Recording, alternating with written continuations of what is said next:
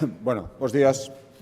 Empezamos, rematado o Consello da Xunta de Galicia, como sempre, doulles conta dos asuntos máis importantes dos que discutimos e sobre os que acordamos. Hai, en primeiro lugar, un bloque proposto de varios asuntos propostos pola Consellería de Cultura.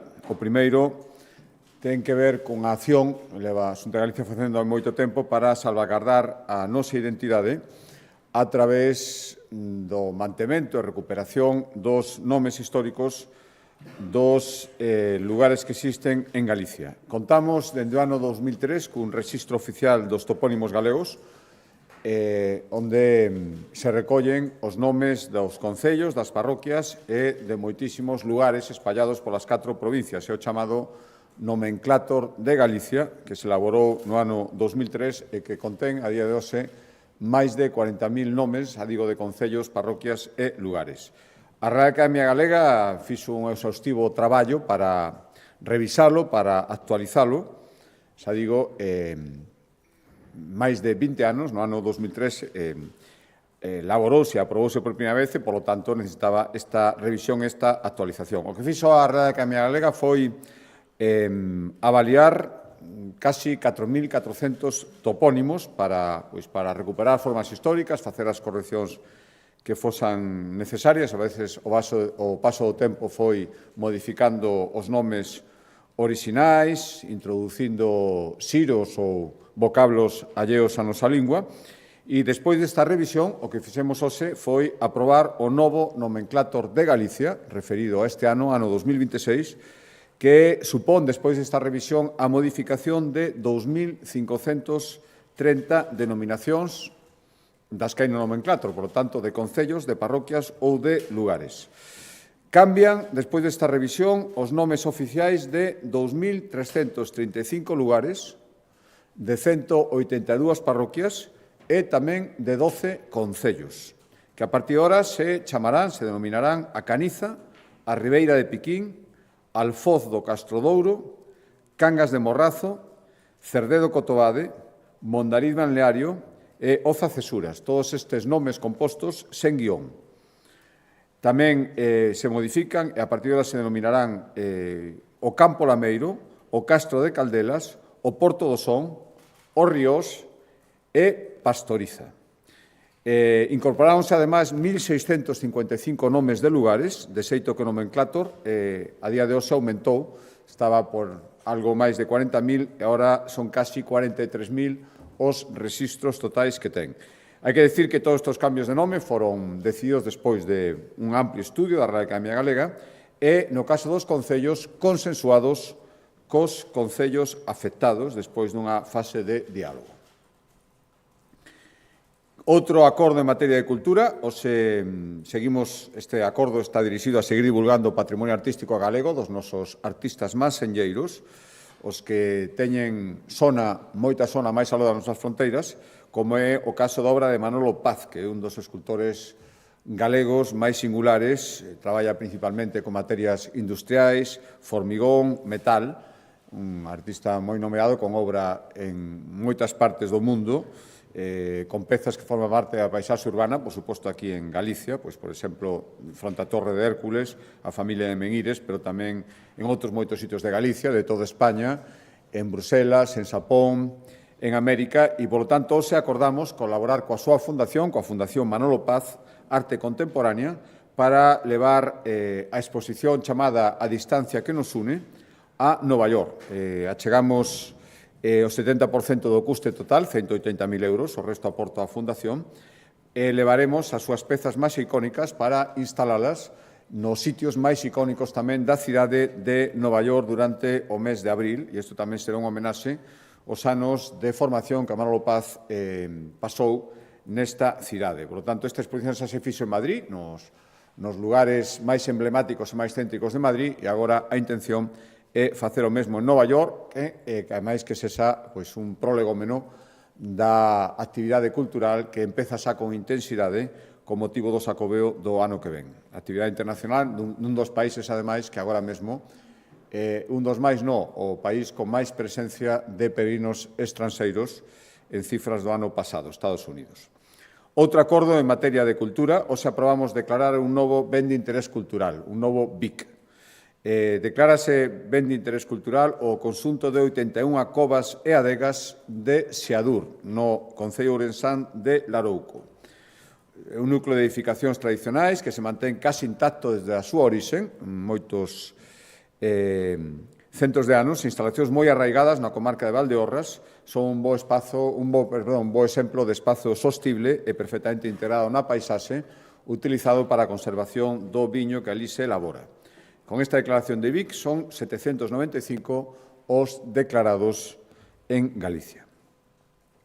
Cambio de asunto, de consellería, un bloque de medio ambiente que ten que ver coas pasos que seguimos dando en desenvolvemento da Lei de Ordenación do Litoral.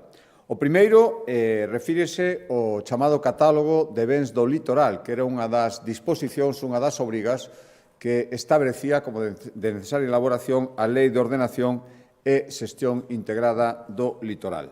Esta lei decía que había que elaborar un catálogo dos bens de valor cultural que había no noso litoral e, polo tanto, isto foi o que fixemos logo dun traballo tamén de campo exhaustivo polos 86 concellos costeiros de Galicia e de ter lugar as casi 150, de ter en conta as casi 150 achegas que recibimos na fase de consulta pública. Hoxe o Consello aprobou o catálogo de bens de valor cultural do litoral, que identifica máis de 2.000 construcións que será necesario a partir de agora, despois desta catalogación, protexer e conservar. Estamos falando de faros, antiguas fábricas relacionadas coa actividade marítima, salgadura, tratamento e elaboración de peixes, de conservas de peixe, conserveiras, muiños, ata máis de 2.000. 988 están na provincia da Coruña, 835 na de Pontevedra e 180 na provincia de Lugo.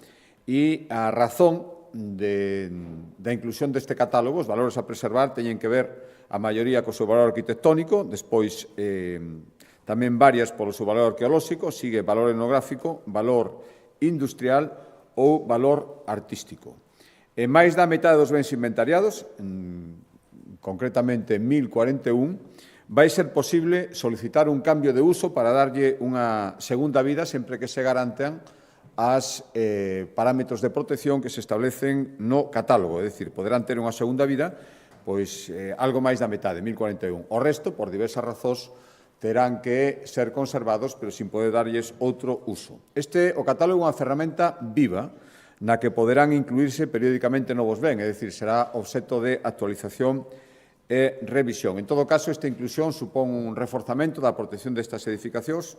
Hai varias circunstancias que se acreditan, por destacarlle dúas. O primeira é que, se se fan ali obras de reforma, terán que seguir estrictamente todas as instruccións e a normativa de patrimonio cultural, se que se poden facer obras para darlles outro uso, e, a partir dos concellos, deberá incluir no seu planeamento urbanístico, ata agora non é obrigatorio, e, polo tanto, todas as edificacións que se fan ao redor terán que ter en conta a inclusión destes bens no novo catálogo de bens culturais situados no litoral. Decía que eran dous acordos relacionados con o desenvolvemento da lei.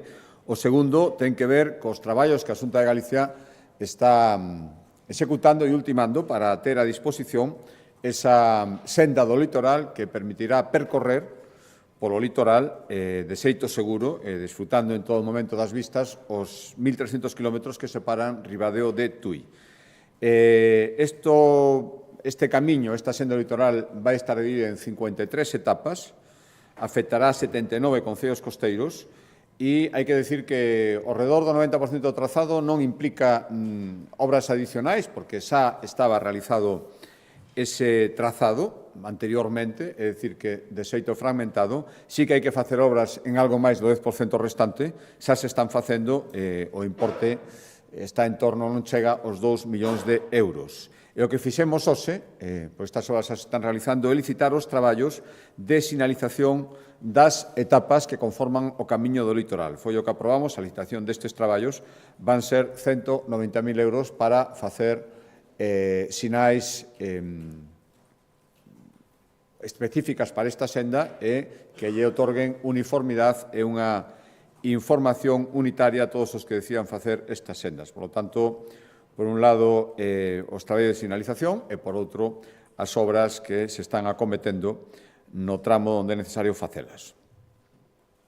Cambio de consellería e de acordo, imos a Sanidade, e dentro da actividade da Xunta de Galicia relacionada cos trastornos aditivos, recordan que xa dende 1 de xaneiro as 13 UPACs, unidades de atención á drogodependencia, que antes dependían dos concellos, de 13 concellos, xa están integradas nos Sergas e asumidas pola Xunta de Galicia, pero isto non quere decir que non haxa que seguir facendo outro tipo de apoios ás entidades que colaboran na prevención e tratamento das adopcións. Deso vai este acordo, que agora paso a relatar, son 900.000 euros para apoiar a 4 entidades que asisten a máis de 2.000 persoas que teñen algún tipo de trastorno relacionado coa adicción ao alcohol.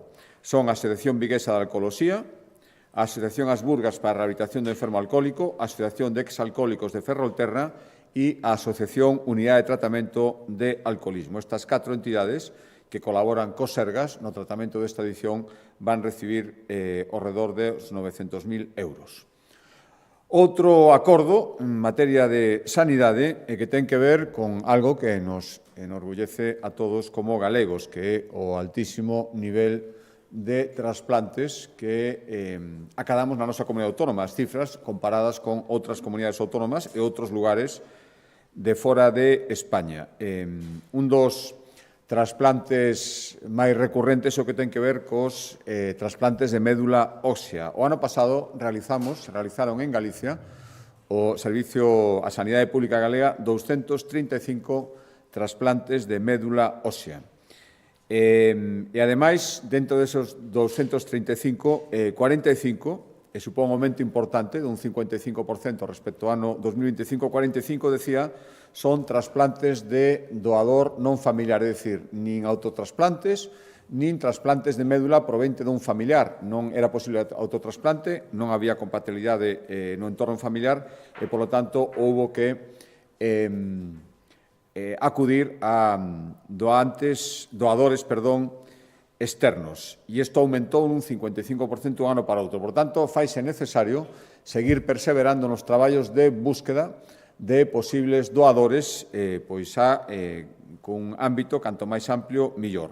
Por tanto, o que fixemos foi seguir colaborando, incrementando ante este aumento dos doadores externos, a colaboración coa Fundación Josep Carreras para seguir garantindo que os pacientes galegos, para seguir garantindo que se faga o máximo posible para que os pacientes galegos poidan atopar un doador de médula ósea compatible cando non sirva a súa propia médula ou non teñen a ninguén no entorno familiar.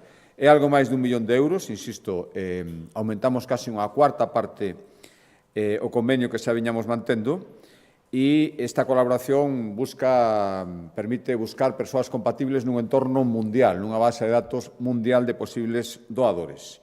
Hai que decir que Galicia conta con preto de 16.000 persoas inscritas como doadores. Solo no ano 2025 anotáronse 770 novas persoas como posibles doantes. Por lo tanto, isto é un orgullo colectivo que debe ser apoiado para garantir que cantos máis pacientes se poidan beneficiar deste tipo de trasplantes oncolóxicos, evidentemente, moitísimo millor.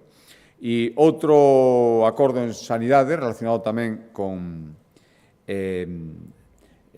toda a actividade oncolóxica e aproveitando que mañán se conmemora o Día Mundial do Cancro de Colon. O Consello da Xunta de Galicia coñeceu un balanzo do cribado do cancro de colon que se leva efectuando en Galicia dende o ano 2013. Estamos a facer, como dicen vostedes, unha gran aposta polos cribados nos cancros con máis incidencia agora mesmo, que é o cancro de mama, o de colon, o de pulmón e o de próstata. E, concretamente, mañán se celebra o Día Mundial da loita contra este cancro, avaliamos datos que revelan que desde que comenzou este cribado, ano 2013, detectáronse casi 3.000 tumores, algo máis de 2.900 tumores de colon. 2 de cada 3 foron, ademais, en fases precoces, polo tanto, isto permitiu o seu tratamento con moitas máis posibilidades. Estamos falando do cancro máis frecuente en Galicia, o cancro de colon, e o segundo que causa máis mortes, ao redor de 1 millón de mortes por cancro de colon en Galicia. Por lo tanto, estes cribados siguen sendo fundamentais e, por lo tanto, dende aquí aproveito unha vez máis para animar a todas as persoas que reciban a comunicación dos Sergas para facerse este cribado, por estar en un posible grupo de risco, que acudan a estes cribados. Xa digo, 2 de cada 3 se detectaron en fases precoces durante estes anos e foi posible o seu tratamento con moitas máis posibilidades. Cambio de Consellería de Acordo, Consellería de Emprego, dentro das súas competencias en materia de inmigración, hoxe acordamos convocar 2 programas para que 140 mozos galegos do exterior, é dicir, galegos que viven no exterior noutros países, pasen estadías en Galicia e isto lles permita coñecernos, conectar coa cultura e co territorio dos seus antergos e, polo tanto, seguir estreitando vínculos. Destinamos a estas axudas 450.000 euros. Haberá 100 prazas para mozos de 18 a 21 anos para facer un tramo do Camiño de Santiago e outras 40 para mozos que queiran participar en actividades de voluntariado e iniciativas ambientais. Sector primario, Consellería do Mar, hoxe aprobamos a tramitación por emerxencia, a contratación das obras para reparar os danos que os últimos temporais produciron no dique de abrigo do porto de Barallobre, en Fene. 890.000 euros, os fortes temporais destes meses produciron danos importantes que é necesario reparar canto antes para garantir a seguridade da frota que ali amarra, máis de 100 barcos e, polo tanto, acordamos casi 1 millón de euros a tramitación por urxencia das obras do dique de abrigo do porto de Barallobre en Fene. Consellería de Infraestructuras, acordos en infraestructuras e tamén algún en vivenda. Os de infraestructuras son 2. O primeiro é a aprobación do proxecto de trazado para crear dentro do Plan de Sendas de Galicia unha nova senda peonil que vai ir en paralelo á estrada PO 221 no concello de Moraña. Investimentos son casi 400.000 euros, 380.000, medio quilómetro de senda e o prazo de execución vai ser de 9 meses. E outro acordo en materia de infraestructura, dándolle continuidade aos que fomos tomando en consellos anteriores dentro do plan de conservación da rede viaria autonómica galega, 5.500 kilómetros, tomamos a acordos de conservación respecto ás estradas en concellos da Coruña e de Lugo, e hoxe aprobamos licitar por algo máis de 7 millóns de euros a mellora e conservación de 8 estradas en 7 concellos da provincia de Pontevedra. 34 kilómetros en estradas autonómicas no concello de Vigo, 34 kilómetros en total nos concellos de Vigo, Redondela, Nigrán, Salvaterra, Lalín, Dozón e Rodeiro. E, como nos casos das provincias anteriores, non só é para rehabilitar desperfecto, rehabilitar firme, senón tamén para mellorar a seguridade viaria, viondas, sinalización onde sexa necesario para ter un axeitado estado de conservación. Consellería de... Perdón un momentito. No, dicir, os outros 2 acordos desta Consellería, xa por non ir cambiando de Consellería máis veces, decía que eran 2 en materia de infraestructuras e 2 en materia de vivenda. O primeiro, seguindo co compromiso de chegar a esas 4.000 vivendas nestes 4 anos e centrando os esforzos especialmente nas cidades, volve a tocar a cidade de Vigo, donde queremos facer 1.600 novas vivendas no barrio de San Pallo de Navia. Hai unha semana anunciábamos aquí 50 novos inmobles e esta semana acordamos, é o que agora anuncio, licitar a construción de 73 vivendas de promoción pública no barrio de San Pallo de Navia por un importe de 15,7 millóns de euros, co obxectivo, xa digo, de chegar ás 1.600 que queremos facer dentro do obxectivo marcado. E outro acordo en materia de vivenda é a aprobación dun novo proxecto de interés autonómico, dun novo PIA, os proxectos que desenvolvemos para poder habilitar chan no que facer vivenda protexida. Levamos con este PIA que hoxe aprobamos 6. O desta semana é o proxecto de interés autonómico para habilitar solo na zona de Montemero, no concello da Coruña. vai permitir, unha vez que este desenvolto este solo, este chan, construir 4.400 vivendas, das que 80% terán o carácter de protegidas. En colaboración público-privada, non é execución directa pública como o acordo anterior en Navia, pero en colaboración público-privada, 4.400 vivendas, das cales o 80% terán algún tipo de protección. Este PIA que hoxe aprobamos terá algo máis de 400.000 metros cuadrados, estará entre a avenida Alfonso Molina, cidade de Astic, a avenida de Pasaxe e o barrio de Susán, nesa zona do Concello da Coruña. Vai supoñer bloques de pisos, na súa maioría, pero tamén vivendas unifamiliares, e está previsto tamén 1.000 prazas de aparcamento, 4.300 árbores ou a creación do Parque Montemero con vistas á ría do Burgo. Xa digo que con este PIA, este proxecto de interés autonómico que se aprobamos, son 6 os que xa foron aprobados polo Consello da Xunta de Galicia. O Sagrado Corazón en Lugo, o Fimático en Vigo, Bayuco en Arteixo, 21 en Ourense e San Mauro en Pontevedra, para desenvolver chan e construir, na súa inmensa maioría, un porcentaxe entre o 80 e o 90%, vivenda de carácter protegido nas cidades e nos concellos onde se aproban estes PIAs.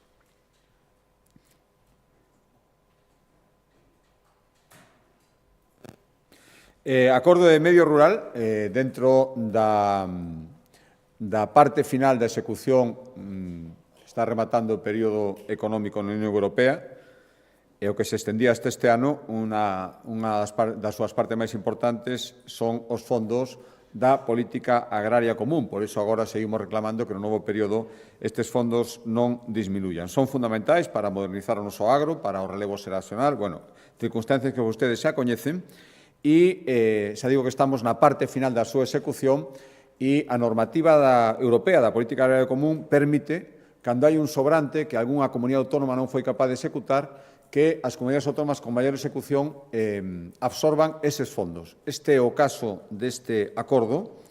É o Goberno central que, despois da vía libre da Unión Europea, decide como se distribuyen estes fondos e hoxe o que acordamos foi aceptar que acrezcan a Galicia, que veñan a maiores 1,5 millóns de euros adicionais da Unión Europea provintes da PAC, da Política Agraria Común, de inexecucións de outras comunidades autónomas, de outras rexións, que veñen a Galicia pola boa execución que temos da PAC e, polo tanto, somos destinatarios destes fondos que outros non poideron executar e hoxe aceptamos esta incorporación ao noso orzamento de 1,5 millóns de euros adicionais. Cambio de consellería, a Consellería de Economía, dende hai un tempo, iniciamos unha experiencia novedosa naquel momento, hai 5 anos, era unha liña de axudas para promover a construción dos chamados espazos industriais de uso compartido, que son aqueles lugares de carácter industrial que se idean e se construyen para ser compartidos entre varias industrias, sobre todo PEMES, pequenas e medianas industrias, que terían moi difícil poder dispoñer destes espacios se tuveran que asumilos individualmente. Desde a posta en marcha destas achegas, digo, hai 5 anos, destinamos 28 millóns de euros que permitiron, ademais, con investimento privado para complementalo, mobilizar máis de 40. E froito destas axudas está, por exemplo, o Centro Biotecnolóxico do Tambre, o espazo de ensaios tecnolóxicos do sector aeroespacial en Nigrán, as instalacións de uso compartido que existen na cidade Astic da Coruña, varios espazos que se foron construindo con estas axudas e que sirven, insisto, non só, pero especialmente ás empresas máis pequenas que necesitan estes espazos para o lanzamento de novos produtos, para facer probas e non poderían asumilos en solitario. Pois ben, dado a demanda de aceptación deste tipo de espacios, hoxe acordamos destinar outros 10 millóns de euros a unha nova edición de axudas para crear espazos de uso compartido de carácter industrial dirixidos especialmente ás pequenas e medianas empresas. A proposta de Consello de Emprego, outro acordo dentro da liña de colaboración que vimos mantendo cos chamados centros especiais de emprego, que son aqueles que teñen un 70% polo menos da súa plantilla ocupada por persoas que teñen algún tipo de discapacidade.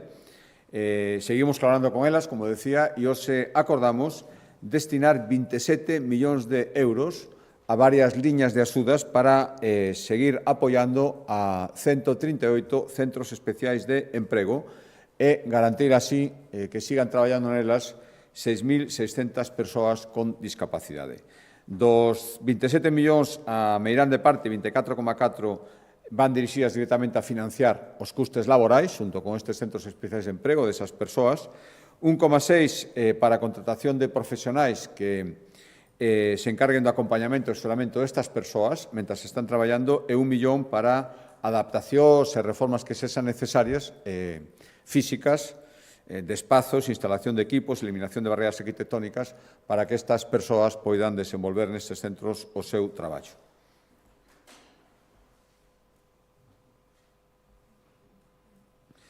E último acordo que explicaba o Consello de Facenda, perdón, porque decía que só había 2 acordos en materia de vivenda, había 3, non me dera conta, perdón.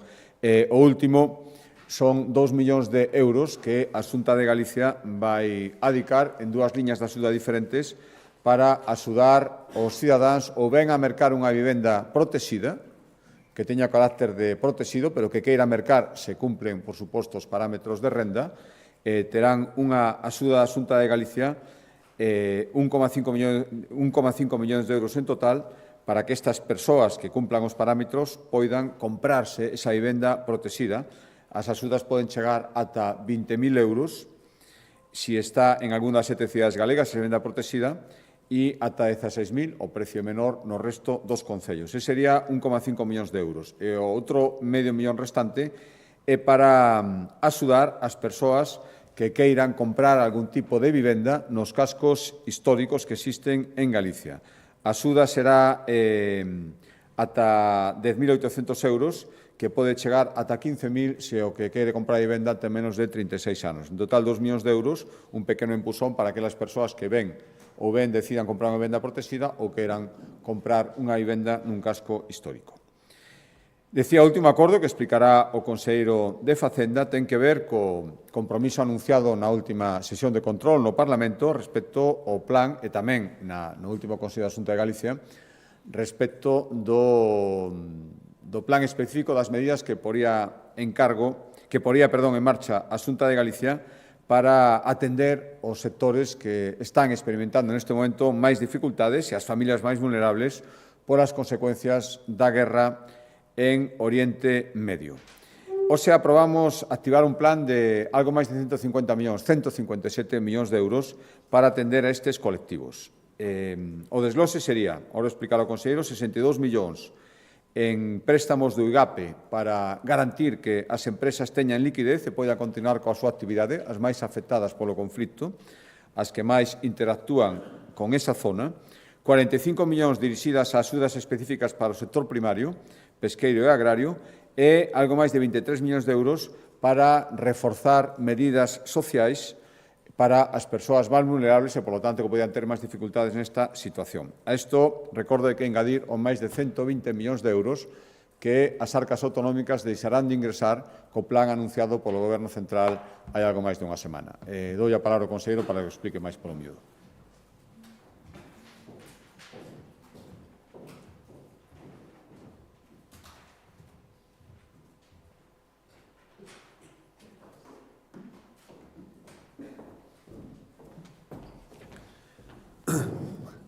Bo día a todos. Como acaba de informar o presidente, aprobamos aprobar no Consello un plan de medidas ante a crise para paliar os efectos da guerra en Oriente Medio por importe de algo máis de 157 millóns de euros. Neste momento, a crise enerxética global derivada do conflito en Oriente Medio está a xerar un impacto significativo en toda Europa e en Galicia en particular, tanto no tecido productivo como nos fogares, en especial a través do encarecemento dos custes enerxéticos e das disrupcións das cadeas de fornecemento. E o plan que aprobamos hoxe combina actuacións no eido autonómico con propostas tamén dirixidas á Administración Central e á Unión Europea, co obxectivo de maximizar a capacidade de resposta institucional ante unha crise de naturaleza global, pero que está a causar efectos especiais tamén na nosa comunidade autónoma. Tamén permite unha resposta inmediata e coordinada nos ámbitos máis afectados, garantindo a sustentabilidade da economía e do tecido social do país. Están orientadas a soster a actividade económica, a protexer os fogares vulnerables, a reforzar a resiliencia dos sectores produtivos estratégicos da comunidade autónoma. Reorientaremos e anticiparemos partidas orzamentarias para loitar contra os efectos da crise, asilizando o acceso aos recursos logo de escoitar aos sectores máis afectados. E isto podemos facelo porque temos un orzamento aprobado que está en vigor xa dende o primeiro día de ano.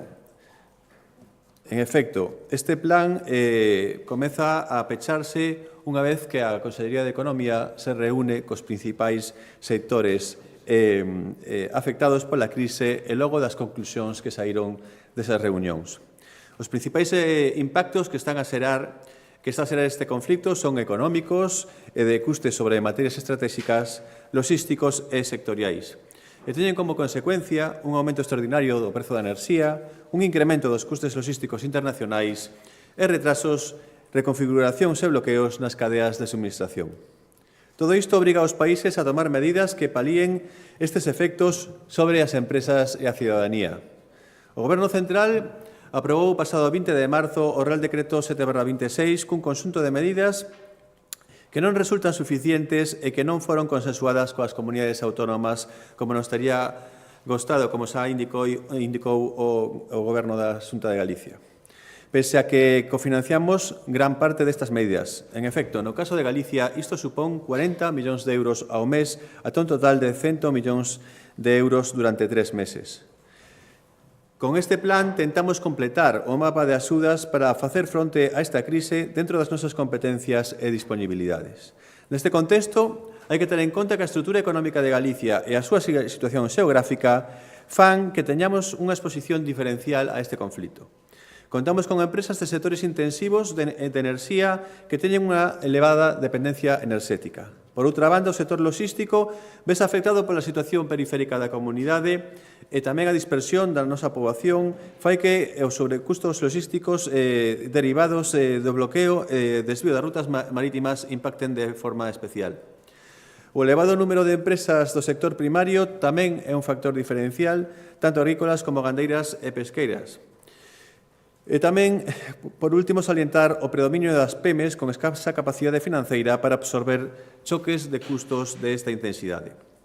Galicia comezou a traballar desde o primeiro día conscientes de que as medidas terían un carácter complementario das do Goberno Central, xa que é este o que ten as competencias nos instrumentos que teñen maior efecto amortecedor sobre os prezos, a política fiscal sobre os impostos indirectos, pero tamén as competencias sobre a ordenación do mercado interior e sobre o comercio exterior. Debíamos deseñalas da man dos sectores máis afectados e por iso dialogamos con eles para coñecer as súas necesidades, como xa dixen. Convocamos a Mesa de Apoio Logístico coa monitorización continua do impacto sobre a actividade económica e cun diálogo permanente cos principais clústeres e asociacións empresariais para coñecer de primeira man o posible impacto sobre o noso tecido productivo. Elaboramos un paquete de medidas para mitigar os efectos da guerra dentro das nosas competencias en liña coa analizado anteriormente. Cales son os principais obxectivos deste plan de medidas? Pois amortecer no eido das nosas competencias o impacto do incremento dos custes enerxéticos e logísticos, soster a actividade económica e o emprego dos sectores afectados, protexer os fogares vulnerables fronte á inflación enerxética, reforzar a resiliencia das cadeas de suministración, acelerar os investimentos en transición enerxética e na eficiencia e propoñer e impulsar medidas coordinadoras coa Administración Central e coa Unión Europea para flexibilizar fondos e aumentar a capacidade de resposta institucional perante esta crise. En total, o apoio do Goberno galego acada os 277 millóns de euros, se engadimos aos 157 das medidas que vou contar agora mesmo, desenvolver agora mesmo, os 120 millóns que corresponden á chega da Xunta de Galicia ás medidas do Goberno Central en materia impositiva. Estes 157 millóns de euros adicionais que engadimos hoxe a través deste plan de medidas se conteñen en 20 liñas de actuación que se distribúen do seguinte xeito. 6 millóns para apoiar as familias, 62 para financiamento a empresas e PMEs, máis de 25 millóns para o sector pesqueiro que, como dicen, ostenta o liderado en España e en Europa, case 20 millóns para o sector agrícola gandeiro, 39,2 millóns para acelerar a transición enerxética e 5 para apoiar o sector turístico. Quero subliñar que, por unha banda, contribuímos ao financiamento das medidas do Estado e que, por outro, aprobamos este paquete de apoios pese as tensións na tesourería que está a xerar a non actualización das entregas a conta do sistema de financiamento nos orzamentos deste ano. Porque, como saben, estamos a traballar cunhas entregas a conta propias do año 23 porque non actualizáronse a data de hoxe estas entregas a conta de acordo cas contías que nos corresponden segundo a comunicación do Ministerio de Facenda. Algo que está a provocar que cada mes recibamos 183 millóns de euros menos do que nos corresponde, cuns gastos en xuros para cubrir este desfase de tesourería de case 8 millóns de euros en termos anuais, case 8 millóns de euros e subindo, porque, como saben, a vos seguro os xuros incrementarán de aquí a finais de ano. En canto ás medidas, vou pasar a desglosalas brevemente. Destinamos 6 millóns de euros para apoiar as familias que reforzan o aforro fiscal de 128 millóns de euros ao ano do que se benefician grazas á deflación do IRPF que adoptamos no ano 22 e que o Goberno Central rexeita facer no seu eido. Aprobamos moratorias e aprazamentos de alugueiros en casos justificados de vivenda pública para fogares de especial vulnerabilidade económica agravada pola crise. Revisaremos o equilibrio dos contratos públicos de transporte regular e escolar para compensar parcialmente o incremento de custo de combustible e que estas subas non se trasladen ao prezo dos servizos. E a maiores agilizamos o pagamento de medidas vixentes adicadas a chegar recursos o máis axiña posible a fogares vulnerables. Estas aceleracións non están incluídas nas contías que dixen anteriormente. Aceleraremos o pago do bono social térmico, un programa de axudas adicadas a compensar o incremento dos custos de calefacción, da risga e as axudas de emerxencia social. En canto ao apoio á liquidez e a actividade empresarial, recollemos unha medida de 62 millóns de euros para este ano vindeiro, reordenando as liñas de préstamos directos do IGAPE cara ás empresas afectadas por a inestabilidade internacional derivada do conflito en Oriente Medio. Isto inclúe flexibilización das condicións financeiras, con mellores tipos de xuro, prazos e carencias, simplificación dos requisitos administrativos e priorización dos expedientes vinculados a impactos acreditados pola crise. Deseñamos, ademais, un procedimento de tramitación acelerada que permitirá resolver os expedientes de financiamento empresarial nun prazo máximo de 10 días dende a súa solicitude. Así damos resposta inmediata ás necesidades de liquidez derivadas das disrupcións das cadeas de suministración, incrementos abruptos de custos ou cancelacións comerciais. Temos tamén outras medidas sectoriais, como 4 liñas dotadas con 25,5 millóns de euros para que o sector pesqueiro galego fortaleza a súa posición de liderado.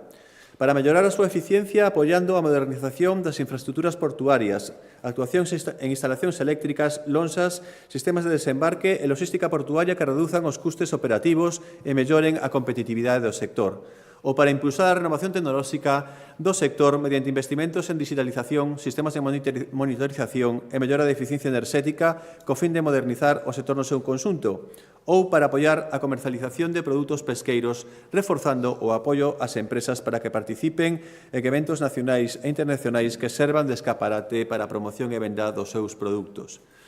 Preto de 20 millóns de euros para axudar ao sector agrícola gandeiro, modernizando as explotacións mediante a incorporación de tecnoloxías de agricultura de precisión, maquinaria eficiente e sistemas de xestión digital que abaraten a estrutura de custes destas empresas, ou fortalecendo as cadeas de comercialización, a valorización do produto local, a trazabilidade e a diferenciación en mercados.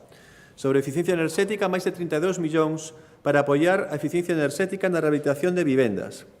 Intensificar as actuacións de aforro e eficiencia enerxética na administración pública, integrando máis entidades no contrato centralizado de Redesga a todos para a maioría dos asentes públicos, o que permitirá reducir custes estruturais. Tamén liberando recursos orzamentarios derivados desta medida e implementando outras medidas de eficiencia enerxética en edificios públicos e en grandes consumidores públicos.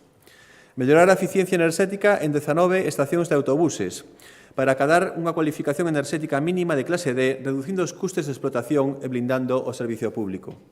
fomentando a eficiencia enerxética no sector turístico, financiando accións de climatización, illamento, iluminación ou autoconsumo de establecementos turísticos para reducir os seus custes operativos e mellorar a sustentabilidade do sector.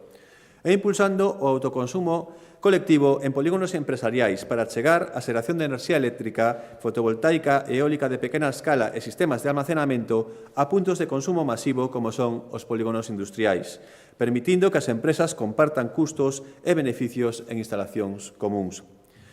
Por último, tamén fomentando a constitución de comunidades enerxéticas, fomentando a autosuficiencia enerxética, o que debe permitir que grupos de veciños, PEMES e entidades locais poidan asociarse para xerar e consumir a súa propia enerxía de xeito eficiente.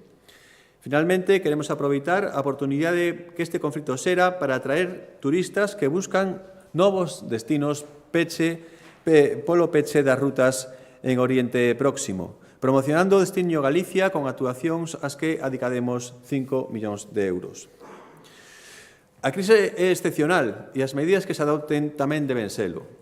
Por iso, no Goberno galego non só tomamos medidas no eido da nosa competencia, senón que queremos aumentar a capacidade de resposta de todas as administracións, propoñendo medidas a adoptar tanto polo Goberno central como a Unión Europea. Entre as medidas que reclamamos ao Goberno central está que se acorden coas comunidades autónomas a distribución do custe desos menores ingresos fiscais derivados das rebasas tributarias, a flexibilización da regla de gasto e as regras fiscais de custe nos custes das medidas deste plan e as que se poidan engadir se empeorase a situación. É que se aprobe un Real Decreto Lei que permita de xeito transitorio e excepcional unha revisión dos prezos dos contratos públicos para evitar unha paralización das obras públicas e tamén para que se revisen os prazos pechados en convocatorias ou en comisións sectoriais coa Administración Xeral do Estado que se poida ver afectado por esta subida abrupta de prezos. No marco das relacións coa Unión Europea, lle pedimos á Administración Central que solicita a flexibilización da execución do mecanismo de recuperación e resiliencia para reorientar fondos a medidas anticrise, garantindo o cumprimento dos obxectivos establecidos do Plan de Recuperación, Transformación e Resiliencia, propoñendo adicar os remanentes a dispor para reforzar especialmente as liñas de eficiencia enerxética, autoconsumo, almacenamento, electrificación e apoio temporal a fogares e aos sectores máis expostos. Tamén lle solicitamos que exixa a flexibilización dos fondos de xestión compartida, o FEDER, o Fondo Social Europeo, o Fondo de Transición Xusta, o FEMPA e o FEADER, facilitando reprogramacións áxiles dos programas co fin de intensificar as actuacións anticrise en distintos eidos estratégicos. Tamén que se solicite un incremento excepcional da taxa de cofinanciamento da Unión Europea ata o 100% nas medidas anticrise financiadas con fondos europeos, co obxectivo de aliviar a presión financeira sobre as comunidades autónomas e acelerar a execución das actuacións prioritarias. E tamén o establecimiento dun marco excepcional de axudas de Estado que permita unha maior intensidade de apoio aos sectores máis afectados pola crise que así o precisen. Por outra banda, tamén reclamaremos directamente á Unión Europea máis flexibilidade e apoio fronte a esta crise enerxética e logística. A Xunta defenderá ante a Unión Europea un paquete de medidas extraordinarias para protexer as familias e as empresas e os sectores produtivos frente ao impacto económico da crise de Oriente Próximo. Queremos unha resposta europea á altura dunha situación internacional excepcional, con 3 prioridades claras: a flexibilidade, a protección e o investimento. Flexibilidade nos programas operativos que cofinanciamos, reprogramando e adaptando con rapidez, que se permita reprogramar e adaptar con rapidez os fondos do mecanismo de recuperación, os fondos de cohesión e os fondos sectoriais para destinalos a medidas urxentes fronte ao impacto da crise enerxética. Protección, permitindo aumentar a cofinanciación europea ata o 100%, como dicíamos antes. E investimento, solicitando á Comisión Europea un marco extraordinario de axudas de Estado similar ao activado tras a pandemia ou pola guerra de Ucraína, que permita reforzar o apoio ao transporte, a pesca, a agroalimentación, industria electrointensiva ou cadeas logísticas exportadoras. Xa que se a crise é excepcional, as regras de apoio tamén deben ser excepcionais e as empresas galegas precisan de apoio real e inmediato. Tamén solicitaremos acceso directo aos novos instrumentos europeos de seguridade enerxética para as comunidades autónomas e a creación dun fondo europeo post-mecanismo de recuperación e resiliencia para manter o esforzo investidor, feito que tamén solicitaremos a Administración Central ao solicitar que se reforce o Fondo de Compensación Interterritorial que está mermado en máis dun 97% dende o ano 2008 non cumprindo a súa función cohesionadora na actualidade. Finalmente, quero salientar que esta é unha primeira rolda de medidas dinámica e adaptada á evolución do contexto internacional e das que realizaremos un seguimento continuado con informes trimestrais e unha avaliación a través de indicadores de execución. En definitiva, aprobamos unha chega de 277 millóns de euros, 157 millóns de euros aprobados hoxe que se engaden aos 120 millóns de euros que cofinancian as medidas do Goberno para facer frente ás consecuencias económicas derivadas do conflito de Oriente Medio, mitigar os efectos da suba dos prezos en xeral para as empresas galegas e garantir benestar aos fogares máis vulnerables, complementar as medidas estatais con efectos positivos pero que son insuficientes e non consensuadas coas comunidades autónomas e impulsar as actuacións logo de falar cos sectores productivos máis afectados da economía galega, protexendo aos sectores agrarios, gandeiro e pesqueiro, transporte, logística e as empresas electrointensivas. Nada máis e moitas grazas.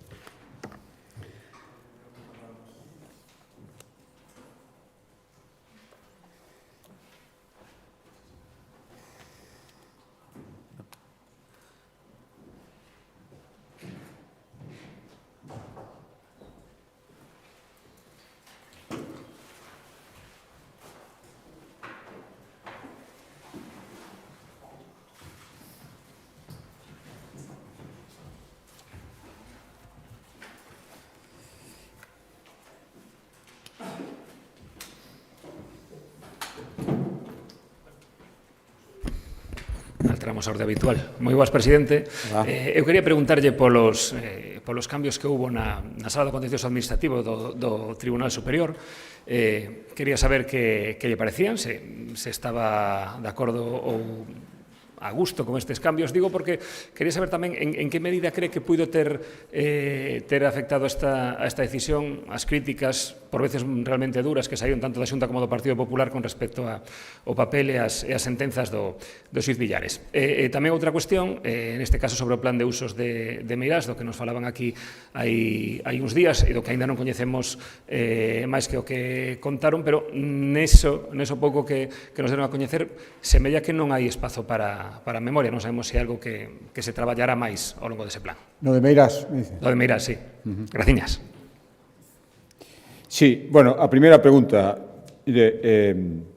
son cambios organizativos. Eso é o que teño que dicir, unha decisión interna que se toma de organización no Tribunal Superior. Por lo tanto, frente ao que algúns dixeron, non me vai a escoitar a mí decir nunca nada disso. Efectivamente, nos discutimos sentencias, non estábamos de acordo, tan en desacordo estábamos que a recurrimos. Por certo, o Tribunal Supremo deu-nos a razón os que a recurrían 4 veces. O Tribunal de Xusticia Europea, a unha proposta desa propia sección, tamén lle dixo que non estaba actuando axeitadamente. Por lo tanto, claro que discutimos as sentencias porque non estábamos de acordo con elas. Xa discutir cambios organizativos que afectan a persoas é unha decisión judicial, non imos dicir absolutamente nada. O contrario do que fan algúns partidos políticos que, cando creen que lles conven os procedimentos judiciais, les gusta todo moito, cando non, critican directamente os xuíces ou xuizas que emiten esos pronunciamentos e non as sentencias. Creo que eso non lle fai ningún favor á xustiza e por eso non vou facer ningún outro comentario. Respecto á segunda pregunta, bueno, xa dixen outro día que estábamos co plan de usos, o que queremos é darlle que ese plan de usos sexa acorde con toda a historia dese recinto do Pazo de Meirás. Ten unha longa historia, por suposto, relacionada co período en que foi propiedade da familia Franco, pero tamén con todo o anterior, a Condesa de Parzo Bazán especialmente, pero non só eso. E, por lo tanto, intentaremos refrescar todo iso. O que non se pode pretender é que só se refrexe unha parte da súa historia. Tense que refrescar toda, e a veces algunhas críticas veñen de que están en contra de que que se refrexe ou de que se intente abarcar todo e non unha parte concreta. Iso non o imos facer. En topar un equilibrio creo que estará a virtude, como sempre, e iso sí que imos intentar facer.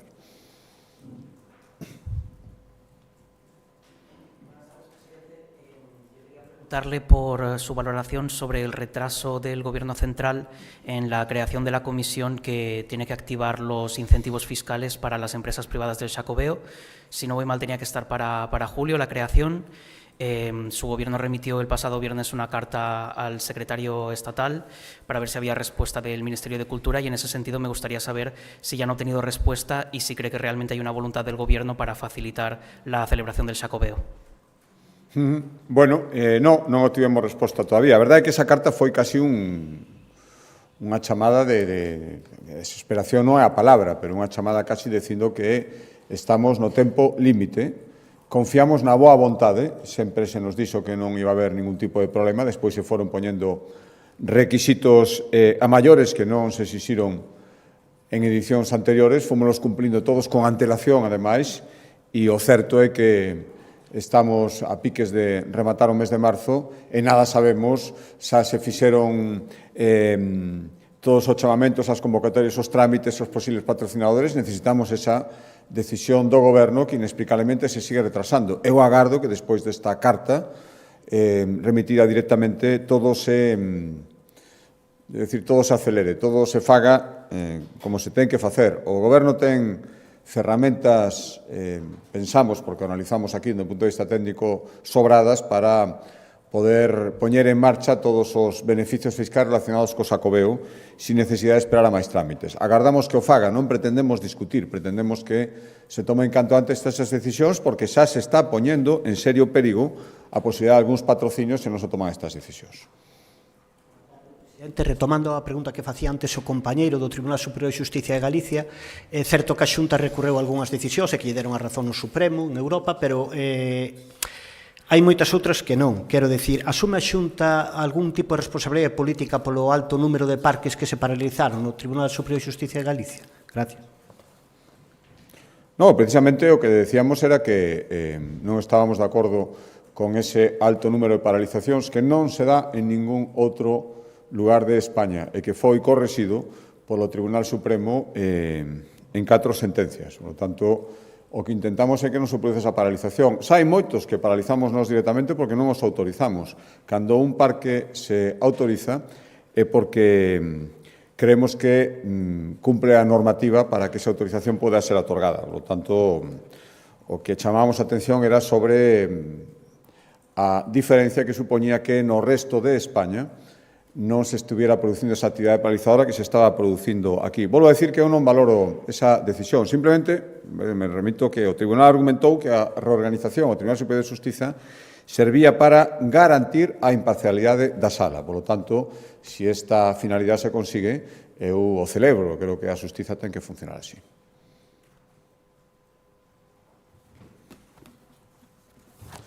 Moi ben, pois moitas gracias.